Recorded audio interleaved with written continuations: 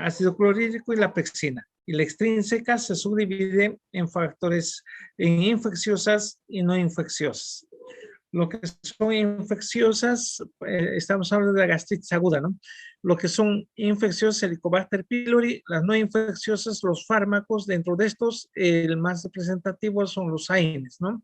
Que van a llevar a gastritis por la acción antiprostaglandínica que tiene. Entonces, inhibe a las prostaglandinas y no va a haber una buena irrigación, buena perfusión en la mucosa gástrica.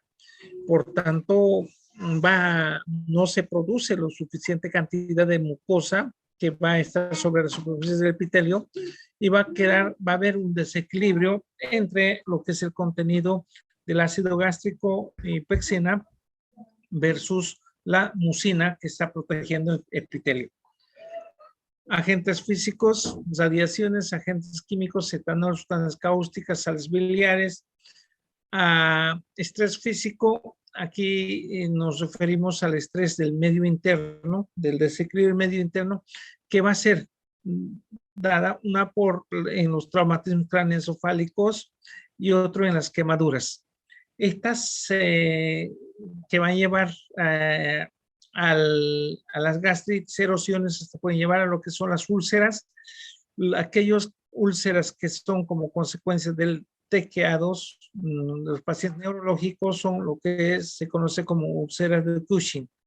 Y las otras que son en los pacientes con quemaduras, va a ser las úlceras de Curry. Las quemaduras por la deshidratación, entonces va a haber una alteración del medio interno, falla de la perfusión normal de la mucosa gástrica y esto va a llevar entonces a la gastritis. Otro tipo de gastritis, aparte de las gastritis agudas, las crónicas, se subdividen en tipo A, tipo B. Las tipo A son tipo autoinmunitarias, de causas desconocidas, ¿no? Estas gastritis tipo A autoinmunitaria, tanto así llegan hasta a destruir, y eso a las glándulas gástricas, las células principales, las células parietales, ¿no? Donde va a haber carencia de la producción del factor intrínseco Castel y va a llevar eso a las anemias perniciosas, a las anemias megaloblásticas. La gastritis tipo B crónica representa nuevamente por el Helicobacter pylori y el flujo biliar en la dieta. Gastritis aguda causa agentes no infecciosas. Ya hablamos del Helicobacter pylori. Aunque la enfermedad se caracteriza por pruebas histológicas de lesión de la mucosa gástrica, el grado y el patrón de lesión varían según la causa subyacente. Incluso en los casos leves, modificación fisiológica integral de la mucosa gástrica suelen poner en manifiesto aumento de permeabilidad de esta. La gastritis no infecciosa aguda, lo más representativa de estas, los AINES, ¿no?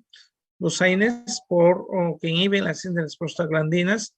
Ya mencionamos entonces, con prostaglandinas son vasodilatadoras, no va a haber una buena vasodilatación, buena perfusión a nivel de la mucosa gástrica y la buena producción de esta no va a haber. Y va a llegar al desequilibrio entre la barrera de defensa y el agente agresor.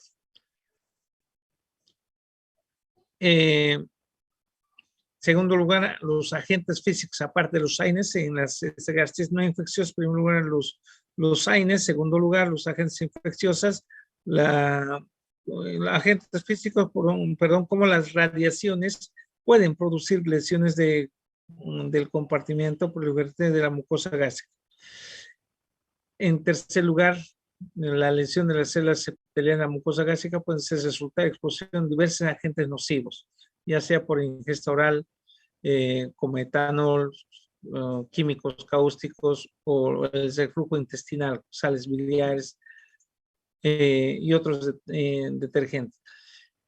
En cuarto lugar, la gastritis puede ser resultado de la tensión física intensa. Aquí ya hablamos de úlceras de Kurlen y úlceras de Cushing. Hay pocas pruebas de que el estrés psicológico desempeña una función de gastritis o en las úlceras. Al hablar del estrés no nos referimos al estrés de las preocupaciones que uno puede estar cursando. En caso de al hablar del estrés, al estrés del medio interno, nos referimos. En caso de gastritis no infecciosa aguda, los datos histológicos varían según la naturaleza y la gravedad de la lesión. Las erosiones úlceras son las manifestaciones más graves de la gastritis aguda. Son particularmente frecuentes en los casos relacionados con la tensión física grave. Ya mencionamos cuando hablamos de una erosión y cuando hablamos de una úlcera, ¿no?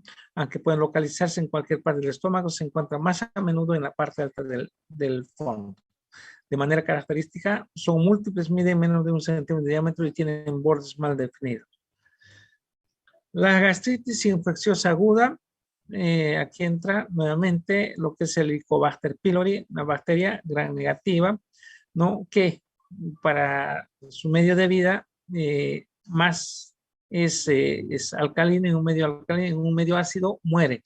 En un medio alcalino vive, por eso protegido debajo de la mucina, sobre superficie epitelial va a estar, pero también su medio de vida va a ser el duodeno, úlceras duodenales, por eso produce.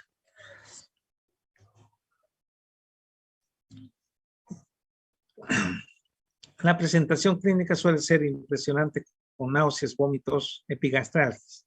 En los gastritis, la manifestación clínica en sí va a ser el dolor tipo urente a nivel del epigastrio, plenitud gástrica, ¿no? Esas son las características, y si hay reflujo gastroesofágico, entonces va a haber, además de esto, va a haber los reflujos, ¿no? Las pirrosis, los reflujos se van a caracterizar por la pirrosis.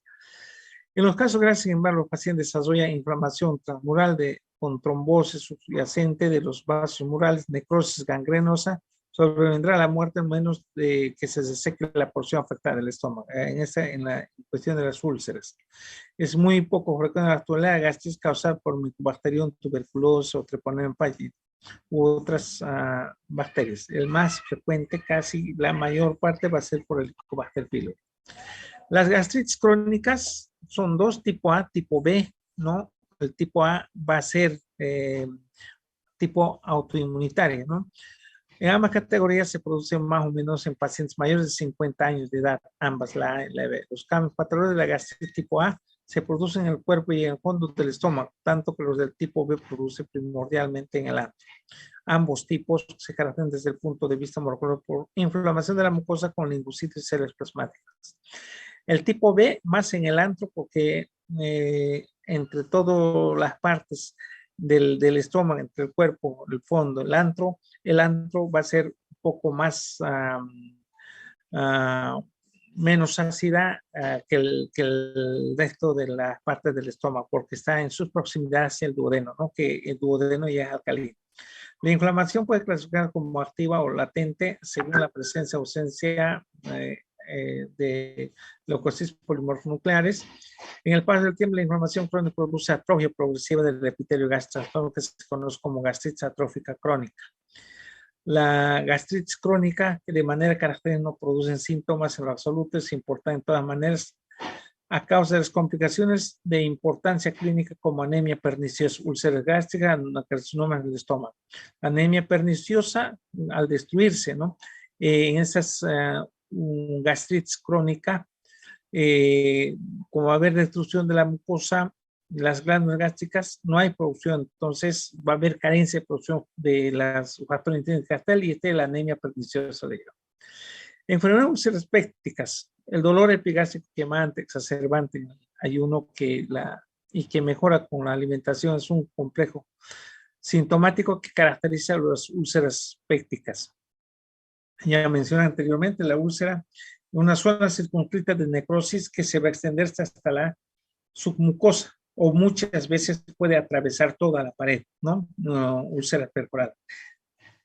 Como esta necrosis desencadena una reacción de reparación de fibrosis y se no perfora la úlcera, al tratar de sanar va a ir cicatrizando, ¿no? Formando retracciones. Algunas úlceras se deben a la isquemia de la mucosa y al proceso inflamatorio o una infección. Sin embargo, se deben a la acción protolítica de la pectina del ambiente ácido.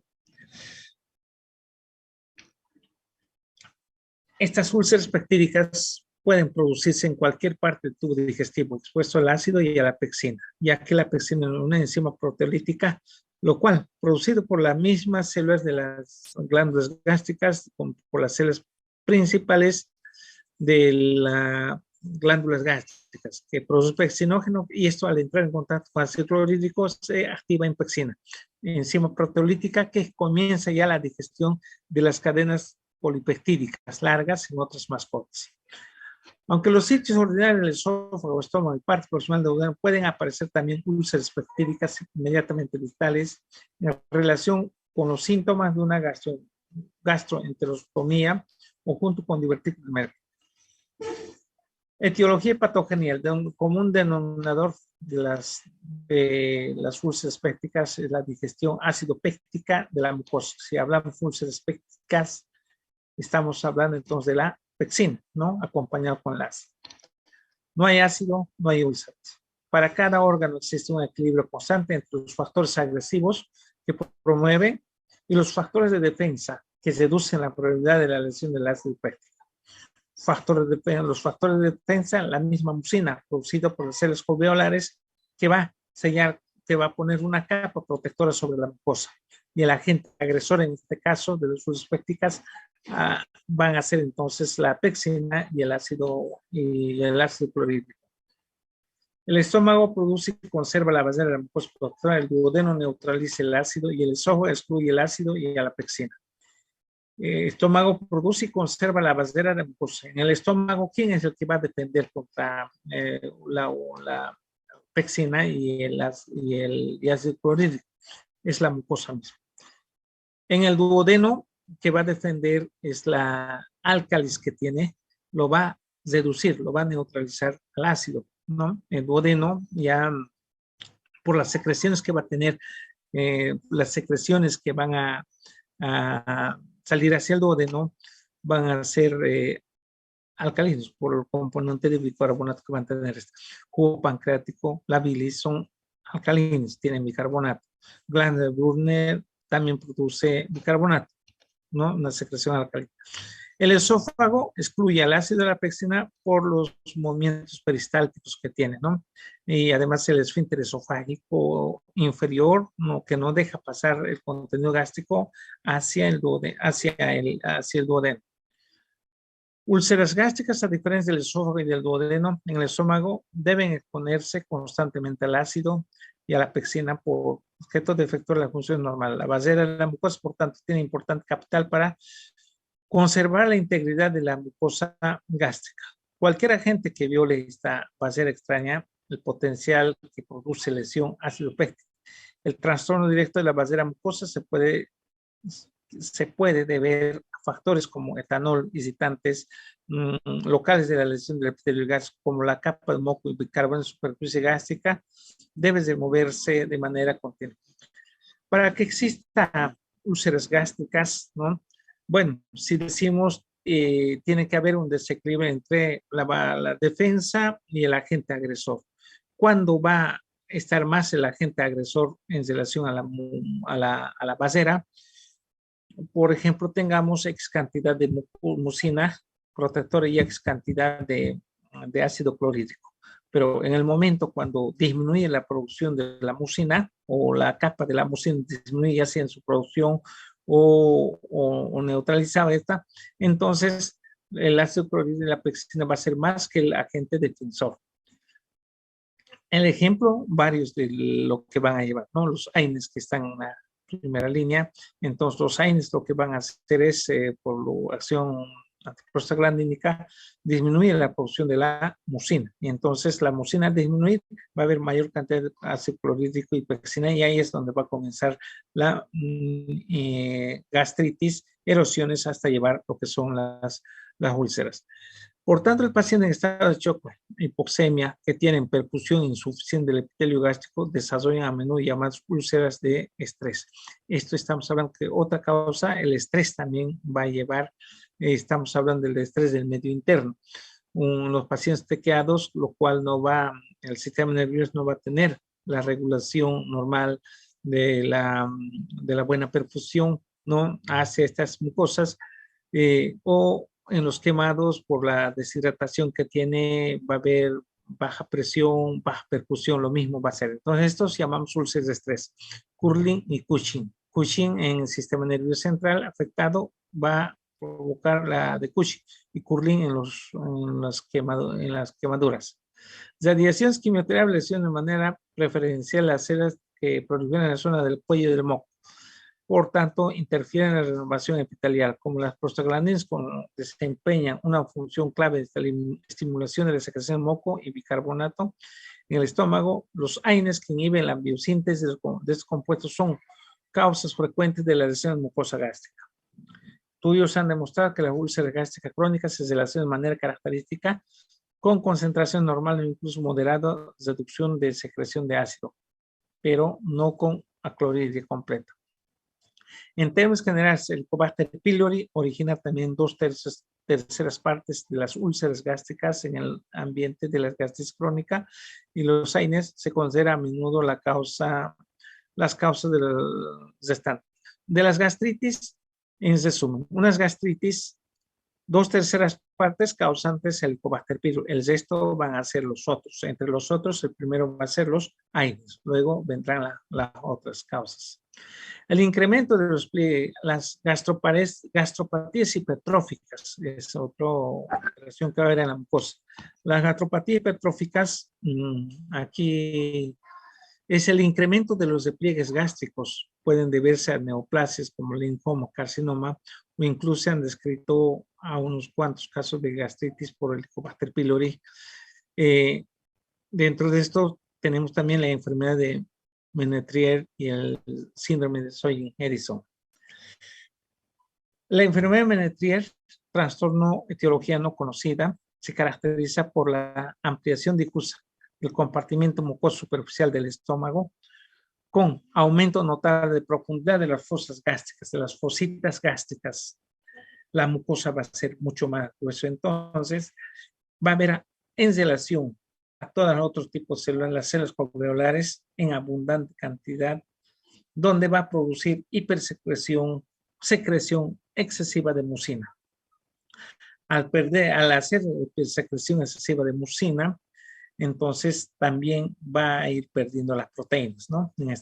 Las glándulas gástricas profundas tienen alturas variables y pueden obtener numerosas disminuciones de las células parietales y las principales, disminuyen las glándulas gástricas, mientras sí, las alveolares va a ser en abundante cantidad. Los pacientes ordinarios, un varón de edad madura, hipoalbuminemia, a menudo edema por pérdida de las proteínas desde las glándulas mucosas gástricas hiperplásticas. En enfermedad venérea, entonces pierden proteína, ¿no? Y hipoproteinemia va a llevar a esto. Suele tener reducir secreción de ácido. El diagnóstico se establece mediante biopsia, el espesor total de la mucosa gástrica. No se ha establecido los beneficios de tratamiento médico en los casos cuando la enfermedad es grave, quizás se requiera la gastrectomía, disminuir la extensión, el estómago, ¿no? O sea, quitar una parte, porque con el estómago, con enfermedad menetrier que tiene, con las fositas gástricas profundas, hiperproducción de la mucina, lo que está llevando a una disproteinemia por la pérdida, porque está perdiendo ahí. Entonces, lo único para disminuir esto, ya que no hay una causa específica, un tratamiento específico, disminuir el estómago para que ya no en su 100% pierda, sino disminuir a menos cantidad, extensión del estómago, y así se pierde menos. Gastrinoma o síndrome de Sjögren-Eriksson. Aquí hablamos de gastrinoma cuando los tumores, va a haber tumor en las células G. Células enteroendocrinas en la mucosa del estómago, ahí son 3. Las células A, glucagón produce células M, somatostatina, y las células G, la gastrina. En esas células G, cuando hay un tumor, hay hipertrofia de esas células G, ¿no? Entonces, las G, como es productor de gastrina, va a haber hiperproducción de gastrina. Y la gastrina, que es el encargado de la hiperproducción, de estimular las células parietales, entonces abundante cantidad de ácido clorhídrico va a producir. Por tanto, a tanta estimulación por la gastrina, las células parietales van a ser mucho más en relación a las otras. Las glándulas púndicas hiperplásticas secretan cantidades gigantescas de ácido clorhídrico que pueden superar la capacidad neutralizante del duodeno y producir úlceras graves del duodeno y del yeyuno. No, ese es lo que va a suceder. Entonces, los gastrinomas es el tumor que va a ser en las células G, que producen gastrina en excesiva cantidad y estimula en excesiva cantidad las células parietales para que lleve a producir abundante cantidad de ácido clorhídrico. Bueno, abundante cantidad de ácido clorhídrico va a bajar del estómago hacia el duodeno, ¿no? Y estos lo que provocarían también, por otra parte, es la neutralización de lo que son las enzimas pancreáticas y van a llevar entonces a una alteración de la digestión. Ya, el síndrome Soyen-Edison requiere comprobar las concentraciones muy elevadas de gastrina en suero en combinación con hipersecreción de ácido clorhídrico. El análisis del contenido gástrico se ve de manera característica niveles basales extremadamente elevadas, la secreción de ácido con poco aumento o ninguno de la secreción de esta después de la administración de la dosis rápida de la histamina o la gastrina, ¿no? Gastrinoma, entonces, sería el tumor en las células G que va a producir abundante cantidad de gastrina. Síndrome de Soyen-Edison, consecuencias de ese gastrinoma, síndrome de Soyen-Edison va a ser la hiperproducción de ácido clorhídrico. Tratamiento, al final localizar y eliminar el tumor mediante resección quirúrgica. Este síndrome le está llevando a la hiperproducción de ácido clorhídrico, el gastrinoma, ¿no? Si no es posible el tratamiento quirúrgico, debe controlarse la secreción de ácido con medicamentos como omeprazol o grandes dosis o combinado con vagotomía. Las neoplasias, hay neoplasias benignas, otras van a ser malignas. Dentro de las benignas, los adenomas y los tumores del estroma, ¿no? Gastrointestinales constituyen esto el 75% de todas las neoplasias benignas. Pero ninguna de estas enfermedades es frecuente. El adenoma son tumores epiteliales que pueden originarse en el estómago en relación de los pólipos familiares. Hay los poliposis por endoscopía que se puede encontrar, hay unos pediculados y otros de bases anchas. En los focos metaplasia intestinal, en el paciente se experimenta gastritis crónica. Como las partes del colon mucho más frecuentes, en los que aparecen los adenomas gástricos son precursores premalignos de los adenocarcinomas. Suelen ser asintomáticos, en ocasiones producen pérdidas gastrointestinales crónicas de sangre que progresa hasta producir anemia por deficiencia de hierro. Adenomas son tumores epiteliales que pueden originarse en el estómago, entonces, en relación con los poliposis familiar. Los adenomas se eliminan mediante la resección o endoscopía. Los tumores benignos del estroma gastrointestinal, antes llamado liomiomas, liomioblastomas, también son los neoplasias mesenquimatosos benignos más frecuentes del estómago. Suelen ocurrir en pacientes que tienen más de 55 años de edad. Estas tumoraciones submucosas experimentan a menudo degeneraciones quísticas. Ahora, en cuanto a los poliposis del estómago, los adenomas que estaban mencionando, de las poliposis, los poliposis va a haber unas que son bases pediculadas, como honguitos con bases delgadas y otras de bases anchas. Frente a estos, los bases delgadas, pediculados, son netamente benignos, mientras cuando son bases anchas, esto sí se tiene que hacer biopsiar porque estos pueden ser a lo posterior formadores de las neoplasias, cánceres. Las neoplasias malignas son 3 tipos de importancia clínica. Tumores benignos del estroma gástrico, malignos del estroma gástrico son capaces de hacer metástasis. En general, los tumores del estroma que hacen metástasis tienden a ser de mayor tamaño y más complejos desde el punto de vista histológico. Tumores del estroma. A menudo aparecen a nivel de subserosa hacia el interior de la cavidad abdominal, hasta alcanzar dimensiones gigantescas, producir síntomas en virtud del efecto de la lesión que ocupa. Otras ocasiones que erosiona hacia la luz gástrica y sobreviene en meses. A pesar de su tamaño, los tumores malignos del estroma gástrico son más accesibles a la curación quirúrgica que los carcinomas. El estómago en su sitio extraganglionar más frecuente origina los linfomas malignos, otras de los neoplasias, linfomas gástricos. Los primarios pueden manifestarse clínicamente de muy diversas maneras. Engrosamiento difuso de la pared que transforma la motilidad de la impresión, da la impresión como si fuera una enfermedad de Menetrier. Y el otro tipo ya serían los adenocarcinomas, constituyen casi el 90-95% de todas las neoplasias gástricas malignas, en las adenocarcinomas. La mayoría de los pacientes, cuando el carcinoma gástrico manifiesta pérdida de peso, dolor abdominal vago, que a menudo se agrava al ingerir alimentos. Los carcinomas que infiltran la pared gástrica pueden limitarse, distensibilizar el estómago y así reducir su capacidad para ingerir los alimentos, producir la saciedad temprana. Los carcinomas, entonces, los adenocarcinomas, los tumores del estroma gástrico, los linfomas gástricos, ¿no?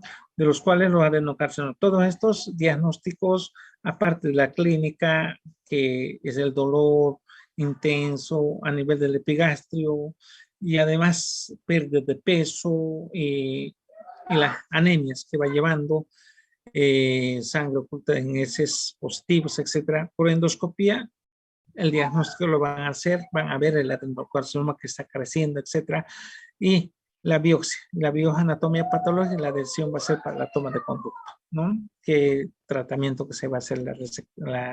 Tienen que secar el tumor, los ganglios, una gastrostomía, sacar el estómago, gran parte, dejar una parte, ya se verá de acuerdo a la extensión del carcinoma. Bueno, como les dije que íbamos a hacer corta la clase, son las 8:19. Aquí quedamos entonces, el lunes vamos a continuar con lo que corresponde a la parte del intestino, ¿ya? Bueno, hasta el día lunes, jóvenes. Muchas gracias, doctor. Gracias, doctor. Hasta luego. Hasta luego, doctor.